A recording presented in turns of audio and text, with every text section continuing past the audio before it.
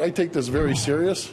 I have zero tolerance for this behavior, and I want to emphasize zero tolerance for this behavior. Premier Ford speaking for the first time about a sexual misconduct allegation against one of his top cabinet ministers.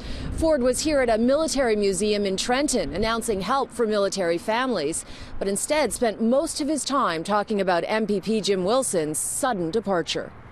Mystery surrounded Jim Wilson's Friday resignation. A statement from the Premier's office said he left Cabinet to seek treatment for addiction issues. But Wilson also left the PC party, which he's been in for 28 years, raising more questions than answers. Why the secrecy?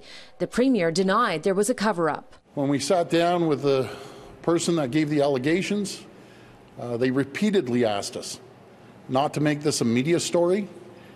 And I want to make sure that every single person on our team at Queen's Park knows they're going to have a safe environment, and if they come forward, they're going to be protected. Ford said he first learned about the allegation against Wilson on Friday. An investigation immediately began, and hours later, the MPP was told to resign. If he didn't, he would have been fired instantly. Ford also acknowledged one of his top advisors is gone as well.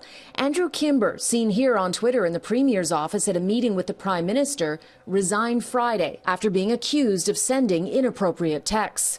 Ford's spokesperson confirmed today more complainants have since come forward. All this after Conservative MP Tony Clement announced last night he was being blackmailed after sending intimate images and video to someone he believed was a consenting female. Ford said he wouldn't put up with that either. I have zero tolerance for that.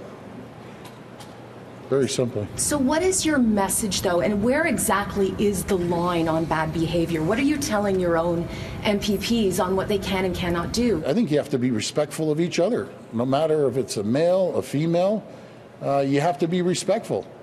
And depending on what the message says, you know, if they're being disrespectful, that's unacceptable. And being disrespectful, I won't tolerate it. They'll be done quicker than they can say their name. An independent investigation by a firm of former police officers is ongoing into the allegations against both Jim Wilson and Andrew Kimber.